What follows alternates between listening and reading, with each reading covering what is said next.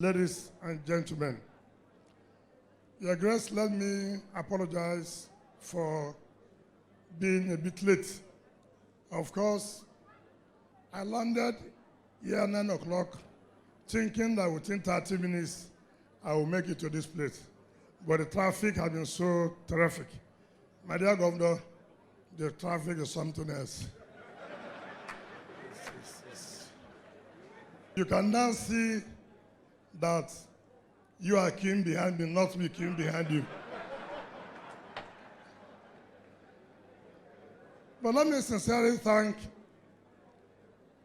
Your Grace for inviting us to this standing committee meeting. Let me say clearly that as an Anglican, I owe no apologies. And as a Christian, we must always speak the truth.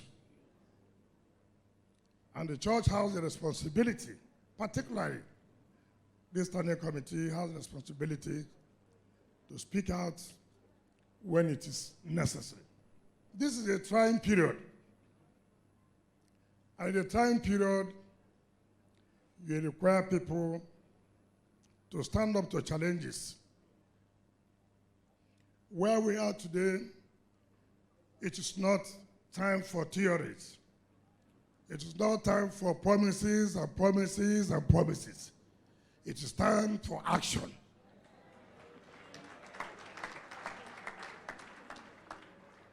My governor has said he was the chief of army staff, he was the chief of naval staff. We have seen them all. Every day you see them, but nothing is improving. Nothing is improving. So all these promises, we are tired. We are tired of. They have promised you they will improve security. For how many years now? For how many years? Well, it's your government. You can have hope. I don't have any hope. I don't have hope. So,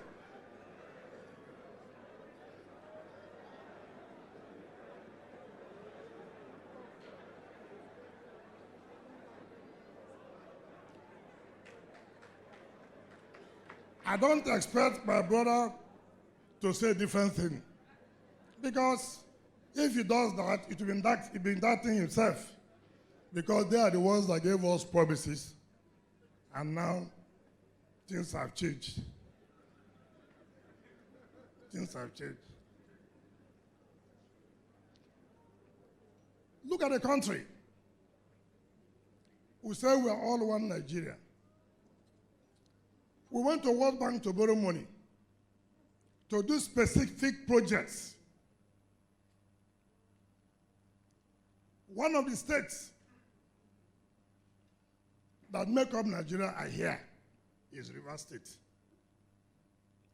And I also know in paying this money back to World Bank, money that comes from resources of my state will be used in paying back this money. But my state was denied to have projects from that loan. And you say you want peace.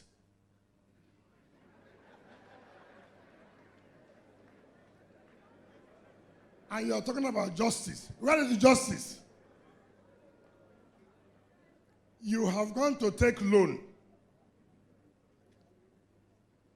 I'm one of those states that will pay back that loan. And you denied me to benefit from the projects that money will be used. I have no problem. I have no problem. Allow me the one that the Constitution says I'm entitled to. Let me collect that one and develop my state. He said no. He said there will be justice. Which justice? Two of us are friends today. You know why? Because VAT.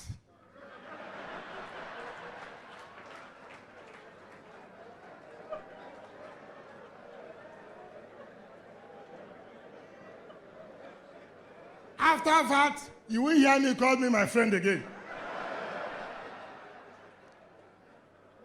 At that time, he will remember that it belongs to the other people, the other side. But as far as money is concerned, we are good friends.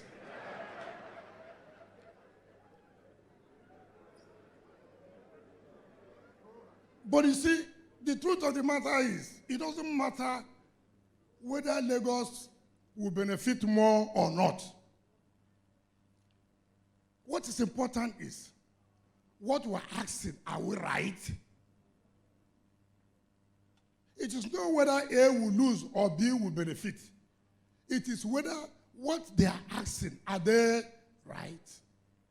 If you agree so, then we can sit down and know how to go about it.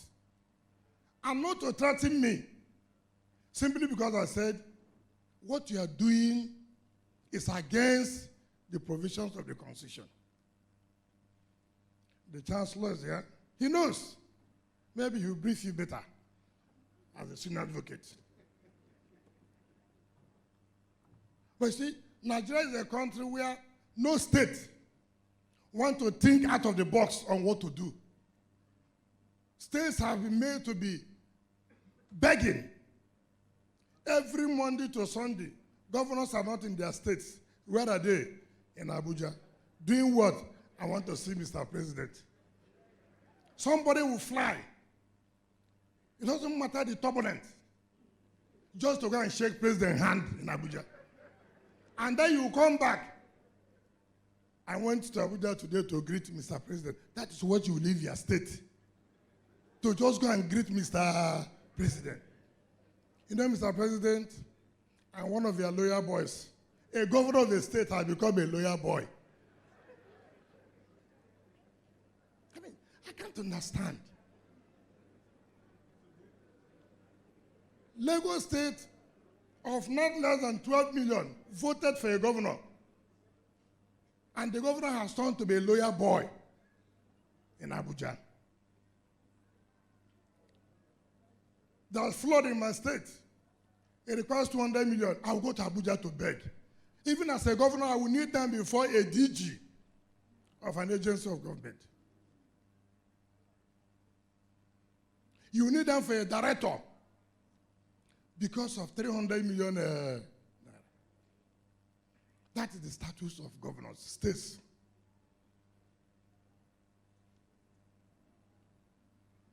So you can see states, nobody's worried. Without the federal government, no state will exist. That is not acceptable. And it will not be acceptable.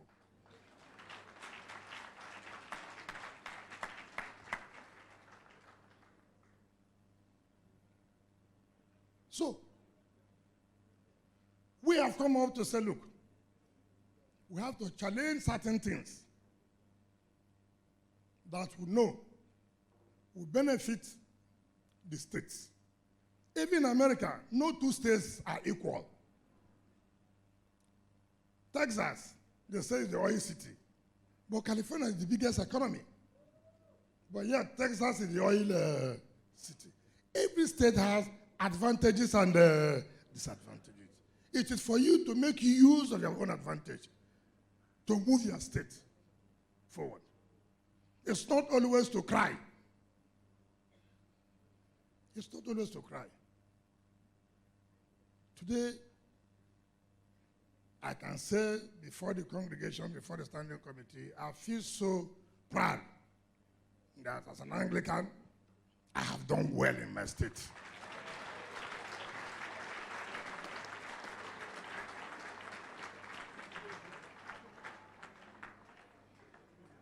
Some people are saying, why will I say my state is a Christian state? I said, what do you want me to say? It's a what state? You say I own, I have said my own. And I won't apologize to anybody. You say I own, I have said my own. And that is why, while other states are suffering, I'm not suffering. While they are crying, I'm not crying.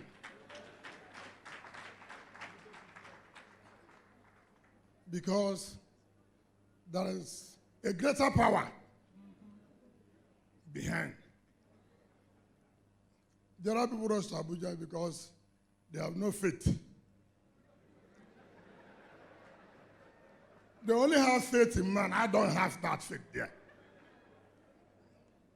I have the superpower that nothing can happen, nothing.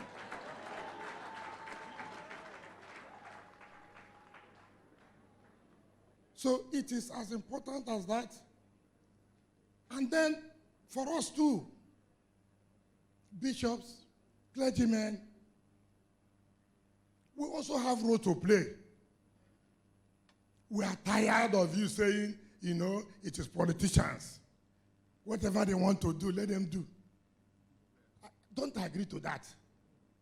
Because you are leaving them to determine how your life will be. Today in the church, you see somebody going to build offering. He will just close his hand and will bend down. He has folded the money, folded it. Why the economy is so bad.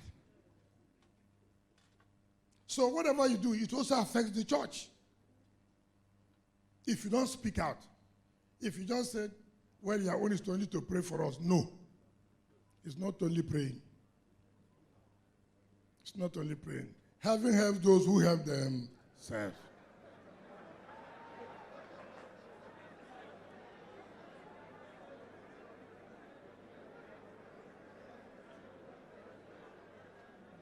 So when you say every time prayer, you know, I've never seen a student in a class. He will not read. Then during the day of exam, you kneel down and pray God. How? How? You do not prepare for exam. Others are in class, you will not enter class. Then when the exam comes, your father is a priest. That prayer will not work. It will not work.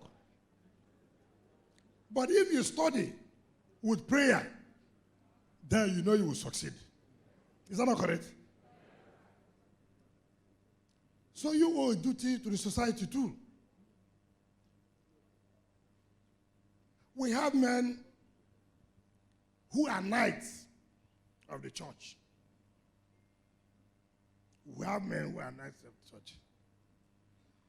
You know, I asked one of my bishops, what's the meaning of knight? I asked him, when they wanted to knight me, I said no. The bishop said, why? I said, because as a politician, it can't work well.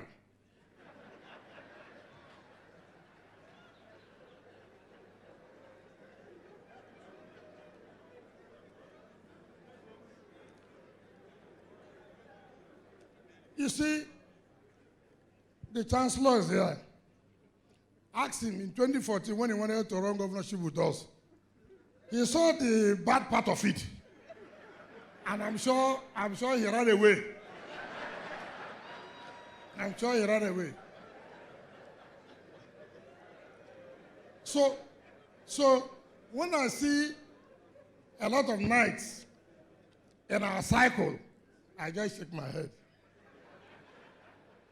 And I ask them, you tell yourself the simple truth. I think you're a knight. But you are here plotting, conspiring against your fellow brother. Are you supposed to do that? You say, well, when we go to church, we'll do nights. When we come to the political cycle, we leave that one. You cannot see. So I told my bishop, I cannot be a knight because there will be a conflict of the role of a knight and as a politician. The conflict is so much. So if any knight tells you here and sees his grace, the primate, don't believe him. Don't believe it.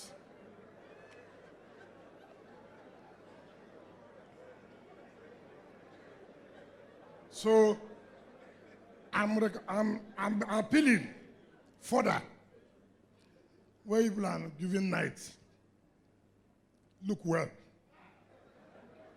we politicians just consider those who are not in politics. I told them when I was coming, I told some of them who came with me who are knights. I told them that I would say so in the church or in the standing committee. They said, please, I should not say as I will say so. As I will say so. Because if I come here, I don't say it, I won't feel well. So I'm not fulfilled that I've told them I'll say it and I've said it. You know, everybody now, nobody wants for him to be identified. Sometimes you go to court. Instead of the court to do their work, they find an excuse and run away. Excuse. Well, I don't want my name to be mentioned, this and that. You have a responsibility. You have to discharge that responsibility. It doesn't matter. You can never satisfy everybody in this world. You can't. So if you're running away because you don't want to be seen as a bad person, that is their business. You must choose where. You must choose to be the part of history or not. As a Christian, I owe that duty to make sure I will do justice to all manner of persons. It doesn't matter where you belong to. I will. Things are wrong in the country. When you have failed, you say you have failed. No amount of excuse. No amount of excuse. You know, people allow we politicians to come and tell you stories every day.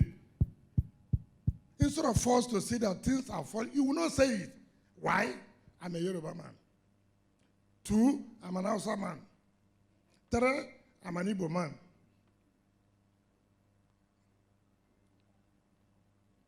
Because a Yoruba man is involved, you won't say it. Because an Igbo man is involved, you won't say it. Oh, because he knows my brother Hausa man, I won't say it. No. That shouldn't be the case.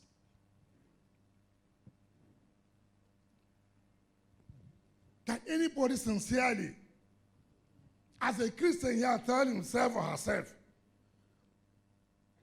that things are going on well in this country? It doesn't matter whether your brother is a minister. It doesn't matter that someone, your in-law, is a governor. It doesn't matter me, who is talking here, I'm a governor. No. Can you say that things are going well in this country today? Can you say so? As a Christian, can you say so? You can't not say so. Look at where we are coming from. See the state we are in today. See the state we are in. Somebody wished us a governor. A governor, I don't know where it comes from, said, may God help us to have the same president again. Nobody are laughing. A governor will come out in the public and say he's wishing Nigeria this. That is to tell you the state where we are. That's to tell you. Look at politicians. I was watching Channel Jordan and somebody said he was led by God. I mean, he was led, that he didn't know the man before, now he knows him now. He was led by God. I said, oh my God, this is God, you have suffered.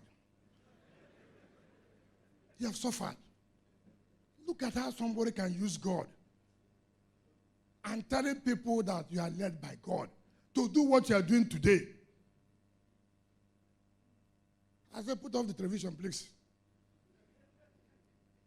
It's not necessary.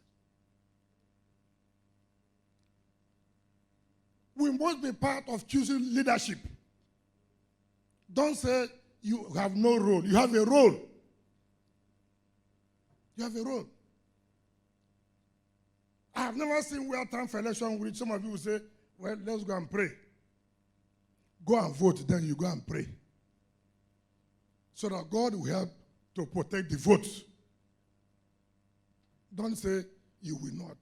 When you don't, a bad leader will emerge. And when a bad leader emerges, you are part of it. I am part of it. And we don't need to grumble again because we have given that opportunity out. Develop, encourage our people. Encourage our people to come and be part of the leadership. I didn't go to any school to study leadership. No. No. So nobody says that as a priest, you can't be a governor. Nobody says so. No. It's not true. It's not true. The head of my suburb is a priest. You can see the leadership he has given in that organization today. I feel proud about it. I feel proud about it. Unlike before, that is one of the most corrupt agencies. But today, it's being headed by a priest. You can see the difference. You can see the difference.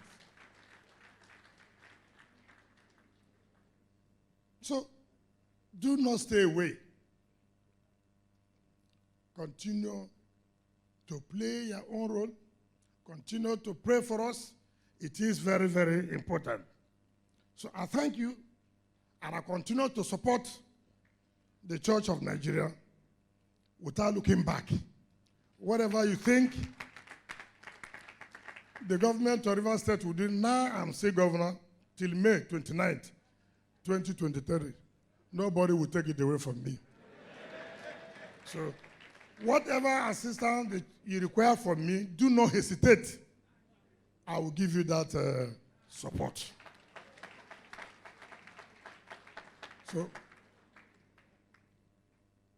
my brother have done very well, and I will also let the primate know that whatever project you are carrying out here, please let us be part of it. We'll support you, and because since I was not here when you spoke, when other people made their speeches, I don't really know what actually you may be requiring from my greeting you, because I've over-greeted you. So I've over-greeted you. So you know, one thing I found in the Anglican Church, the day a governor comes, there must be greeting. But that greeting is not ordinary greeting. They are not just calling you to greet. You must also do something. But today, it's not greeting. They said I should also give address. So I've addressed you of the state of the nation and the role you are supposed to play. Thank you, and God bless you.